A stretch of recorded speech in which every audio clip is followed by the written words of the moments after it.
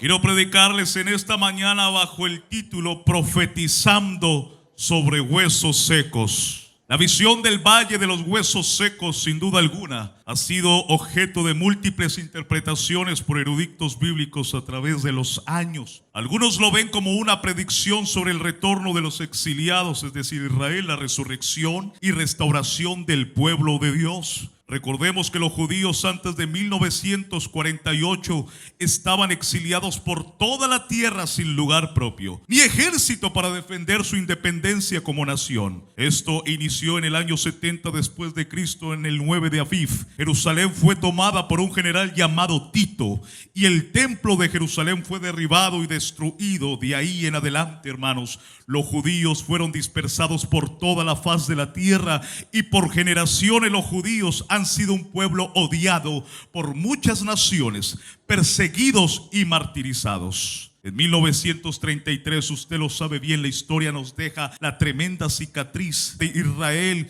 cómo este hombre Adolfo Hitler trató de exterminar a todos los judíos que habitaban dispersos en sus territorios.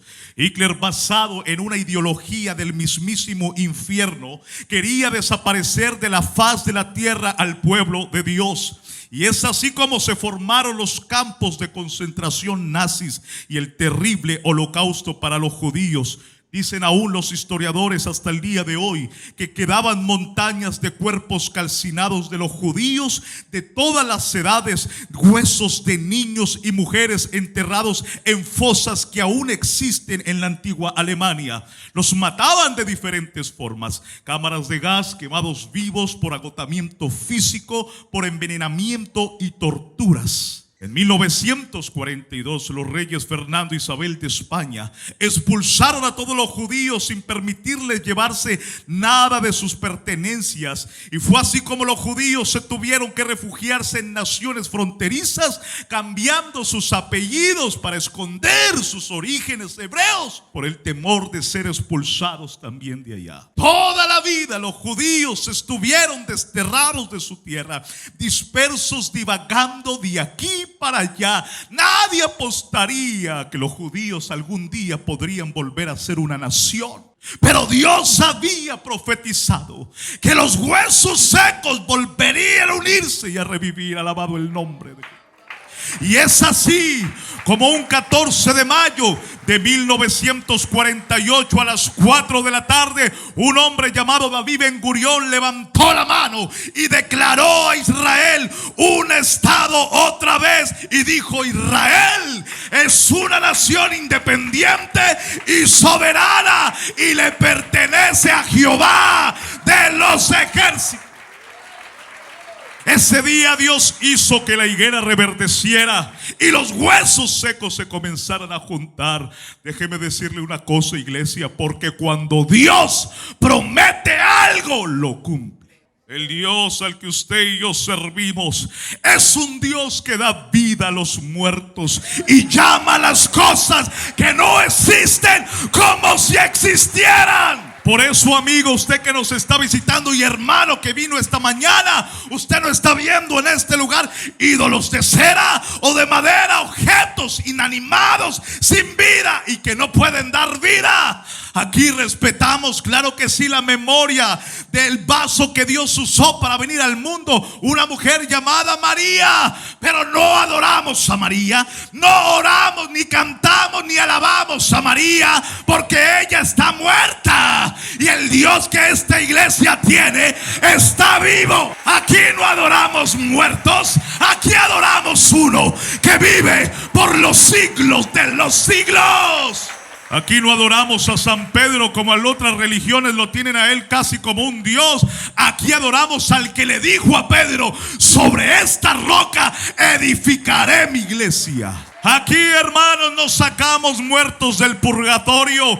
Este Dios es Dios nuestro eternamente y para siempre. Él nos guiará aún más allá de la muerte. En la tumba de María usted va a encontrar los huesos de María.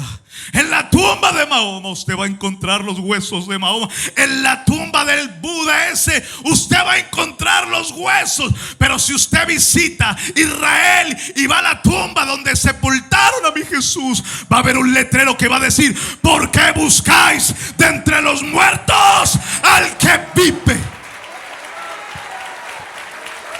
Él vive por los siglos. Aquí no adoramos dioses muertos que tienen ojos y no ven, que tienen oídos y no oyen, que los tienen que cargar. Este Dios nos sostiene en la palma de su mano. El cielo es su trono y la tierra el estrado de sus pies. Por eso el salmista tiene que decir en su alma: mi alma tiene sed, pero no de un Dios muerto, del Dios vivo. De un Dios vivo que se mueve, que se puede sentir en el alma. Recuerdo muy presente esta mañana un anciano de su tribu allá en mi país, Colombia, allá en Santa Marta, en la Sierra Nevada. Le llevaron el evangelio, le predicaron y él se entregó al Señor y es el pastor. Y en un concilio donde se reunieron los 4,000 pastores de mi país, él va allá y le dan el micrófono y fue con sus cositas, con su sombrerito y con su costumbre y su toga, y tomó el micrófono y él en su dialecto dijo: yo no entender cómo un Dios tan grande vive en corazón de indígena tan pequeño. A nuestro Dios se le llama Dios vivo o Dios vivificante.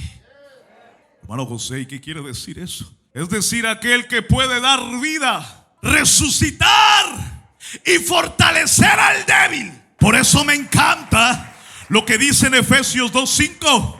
Aún estando vosotros muertos en pecado, Él nos dio vida. En otra versión dice: Él nos hizo vivificar. Juntamente con Cristo por gracia sois salvos, y juntamente con Él nos hizo resucitar. Es muy interesante entonces cómo en el verso 3 de Ezequiel 37 el Señor le pregunta al profeta: hijo de hombre, ¿vivirán estos huesos? Dios lo lleva en visión a un campo, un valle en extremo grande, y había muchos huesos secos dispersos sobre ese campo. Y me da la curiosidad en mi espíritu: ¿por qué Dios le pregunta al profeta? No es porque Dios no sabía, no es porque Dios necesitaba consultarle a ver qué dice Ezequiel. Era para enseñarle a Ezequiel que Él tiene el único poder de dar vida a esos huesos. ¿Vivirán estos huesos, hijo de hombre? Y el profeta, lo veo yo en mi imaginación diciendo: pues tú lo sabes. Tú sabes, Señor. En otras versiones dice: tú eres el único que puedes. Y escucho en mi espíritu a Dios esta mañana preguntándole a esta preciosa iglesia: ¿se salvarán los perdidos? ¿El milagro ocurrirá en tu vida? ¿Tu matrimonio muerto resucitará? ¿Esa enfermedad crees que va a desaparecer? ¿Tus hijos perdidos se salvarán? Y yo no sé si puedo ir a la iglesia esta mañana. Tú lo sabes. Tú puedes. Dios está queriendo que tú abras tus labios y profetices donde no hay esperanza. Hermanos, esta palabra se debe profetizar sobre lo que está muerto. El verso 4: entonces dijo Jehová: profetiza sobre estos huesos. Mire que el Señor le pregunta a Ezequiel. Él le dice: tú lo sabes. Pero el Señor le da la autoridad al profeta y le dice: abre los labios y profetiza sobre estos huesos secos y vivirán. Hay gente en este tiempo que cree que Dios puede salvar, pero no abre los labios para predicar. Hay gente que cree en el poder de la alabanza, pero solo alaba cuando está bendecido. Y lo rico y sabroso de esto es cuando tú lo aprendes a alabar en medio del valle de los huesos secos. Cuando Pablo y Silas con las cadenas en las manos comenzaron a cantar a la medianoche. Y si hay algo que mueve el trono de Dios, es cuando tú lo alabas en medio de tus cadenas. Profetiza sobre estos huesos secos. Qué poderoso es la palabra de Dios. Que el Señor le dice a Ezequiel: profetiza y dile a estos huesos secos, profetiza, oíd palabra de Jehová. Si usted vino este fin de semana a escuchar al hermano Loamí Díaz o al hermano José Realpe, usted se equivocó. Esto es oíd la palabra de Jehová. No es nuestra palabra, no es la palabra nuestra. Si yo lanzo una palabra bajo mi nombre, caerá al piso. Pero si Él dice algo, los cielos y la tierra pasarán, pero sus palabras permanecen. Vamos, alguien le puede alabar. Alguien que esté vivo en este lugar puede alabar a Dios vivo y ponerse de pie y darle un grito de... Por la palabra de Dios, todo lo que existe fue hecho de lo que no existe. Por la palabra de Dios fueron creados los cielos y la tierra. Es por la palabra de Dios que al oírla la fe del hombre se activa. Es por la locura de la predicación de esta palabra que los hombres son salvos y trasladados de muerte a vida eterna. Tenemos, hermanos, la palabra profética más segura, a la cual hacéis bien en estar atentos como una antorcha que alumbra el lugar oscuro. Por eso Pablo, en su espíritu encarcelado en Roma, tiene que escribirle a Timoteo: te encarezco delante de Dios y del Señor Jesucristo, que juzgará a los vivos y a los muertos en su manifestación y en su reino, que prediques la palabra, que histes a tiempo y fuera de tiempo. Es la palabra la que es más cortante, es ella la que es viva y eficaz y entra como una espada de dos filos y penetra hasta partir el alma y el espíritu, las coyunturas, los tuétanos, y discierne los pensamientos y las intenciones del corazón. Tenemos que predicar este mensaje a un mundo perdido. Estamos en medio de un cementerio espiritual donde hay huesos secos allá afuera. Hermano, ¿y qué debo hacer? Pues qué bueno que vino esta conferencia, porque Vivificados habla de esto. Dios quiere vivificar a su iglesia para que cuando tú salgas de acá impartas vida por la palabra.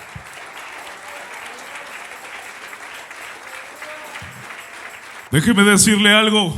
Cuando Jesús entró al cuarto de la hija de Jairo, ella ya estaba muerta, pero Jesús profetizó que la niña solo dormía.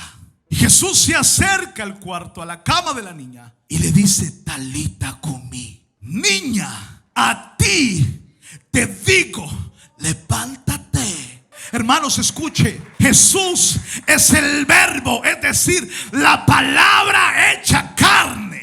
Y su palabra tiene tanto poder que Él tiene que especificar a quién va a resucitar. Por eso le dijo: a ti te digo, levántate. ¿Qué quiere decir, hermano José? Cuando Jesús estaba al frente de la tumba de Lázaro, Él tuvo que decir el nombre específico de Lázaro. Lázaro, ven fuera. ¿Sabe por qué, iglesia? Porque si Él no dice el nombre del muerto, se levantan todos los muertos de ese cementerio. Porque la palabra de Dios es viva. Porque cuando Él habla, lo imposible sucede. Y aunque la hija de Jairo y Lázaro fueron resucitados y muchos muertos del Antiguo Testamento, déjeme decirle que faltaba algo aún más grande, que es solo respirar y existir. Y si le preguntáramos a la hija de Jairo o a Lázaro: Lázaro, ¿qué sentiste cuando Dios te devolvió la vida en el sepulcro, ahí en tu lecho de muerte? ¿Qué sentiste? Yo quiero decirle que pudieron ellos haber sentido dos cosas: hambre y frío. pensó que le iba a decir? Vi una luz al final del túnel. Abuela, ¿eres tú? No. Incluso cuando el Señor resucita a la niña, ¿qué de inmediato le manda a decir a los padres? Denle de comer, tiene hambre. Cuando le resucitó a Lázaro, le dijo: quítenle a esa momia todos los vendajes que tiene y déjalo ir, que quiere caminar. Yo quiero decirle esta mañana que hay una experiencia que esta iglesia tiene, que no la tuvieron ellos en el Antiguo Testamento. Por ver a la vida por la palabra de Dios, sin duda es algo increíble. Pero surge dentro de mí otra pregunta para ellos. Y si le preguntáramos a Lázaro: Lázaro, ¿qué sentiste cuando fuiste lleno del Espíritu Santo en el aposento alto? Ahí le aseguro que Lázaro hubiera dicho: fue una experiencia incalculable, inimaginable. En lo que sentí, nunca lo había sentido antes. Desde ese día que el Espíritu Santo vino sobre mí, nunca más fui el mismo. En Ezequiel 7, 8 y 9, escúcheme lo que dice: profeticé pues como me fue mandado, y hubo un ruido mientras yo profetizaba. Y he aquí un temblor, y los huesos se juntaron, cada hueso con su hueso. Y miré, y he aquí tendones sobre ellos. La carne subió, la piel los cubrió. Pero no había ¿qué? Espíritu en ellos. Eran muñecos sin batería. Cuando Dios formó a Adán, le dio forma al muñequito de barro, lo estaba formando y dijo: lo tengo listo. ¿Y qué hizo? Sopló aliento de vida, y fue el hombre un ser viviente. Y me dijo: profetiza al Espíritu, o sea, el espíritu de los huesos. Profetiza, hijo de hombre, y di al Espíritu: así ha dicho el Señor, Espíritu de los cuatro vientos, ven y sopla sobre estos muertos para que sean vivificados. Vivificados. Vivificados. Vivificados. Vivificados. Hermano José, deme un contenido más profundo de vivificar. En el griego, vivificar se pronuncia dinosoin, que significa dar vitalidad o fuerza a una persona o cosa que está débil o que ha perdido la energía. Eso significa vivificar. Y hoy vengo en el nombre de Jesús a profetizarle en el nombre del Señor a alguien que se ha sentido seco, sin fuerzas, débil, incapaz. Estás vivo porque respiras, pero tú sabes que necesitas un soplo, un viento recio de los cuatro vientos que venga esta mañana. Póngase de pie.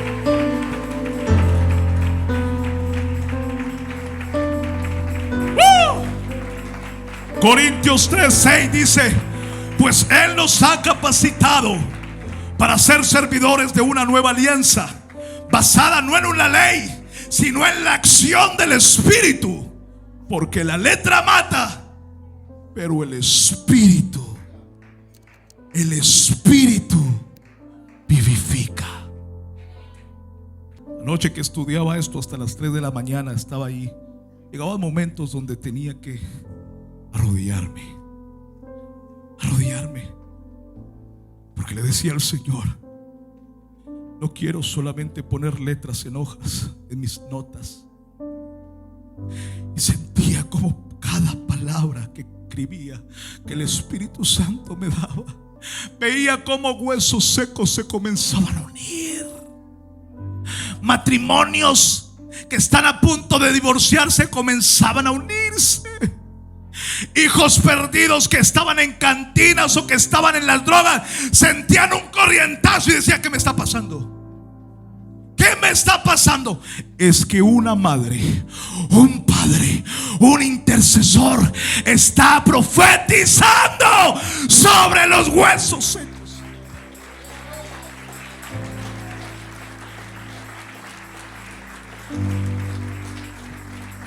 Cuando Moisés estaba al frente del mar, invoca a Jehová: Dios, mira. ¿Y sabe qué le dice el Señor? Oye, Moisés, ¿qué tienes en tu mano? Esa vara que yo te di representa mi autoridad. Extiéndela sobre el mar. Y cuando él lo hizo, el mar se abrió. Dios te está diciendo esta mañana: deja de estar murmurando, deja de estar renegando tu situación, deja de estar lamentando con tus palabras lo malo que te pasa.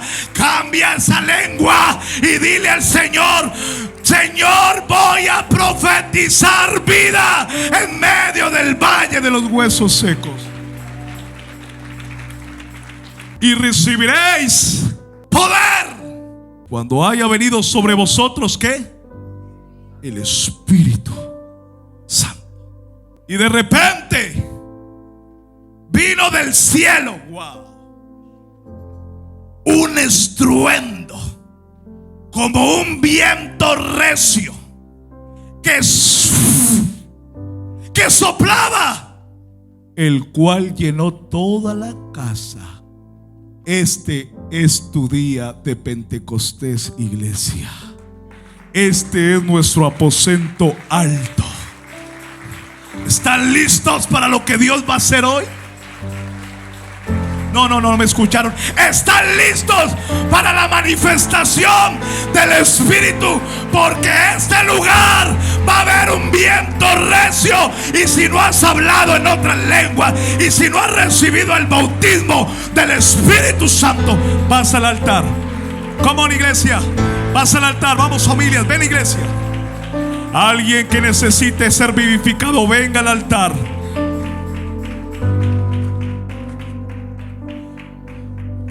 Pase el altar, por favor. Vamos a hacer algo espectacular en el nombre de Jesús esta mañana. Levante sus manos y comience a profetizar. No importa con tapabocas o sin tapabocas. Profetiza. Profetiza. Si tú no has hablado en otras lenguas, deja de pensar con la mente lo que vas a decir con la lengua.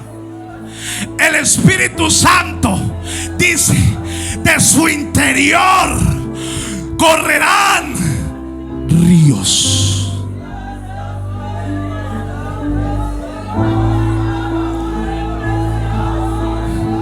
¿Qué pasa con este lado de aquí? Ministros, vamos a orar. Vamos, ministros.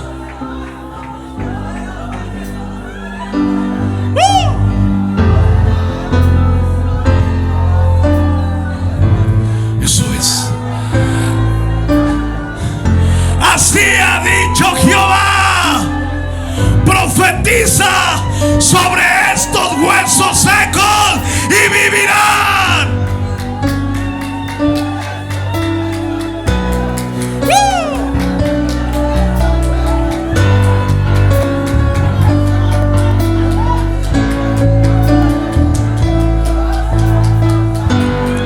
Profeticé como me había mandado, y entró Espíritu, entró el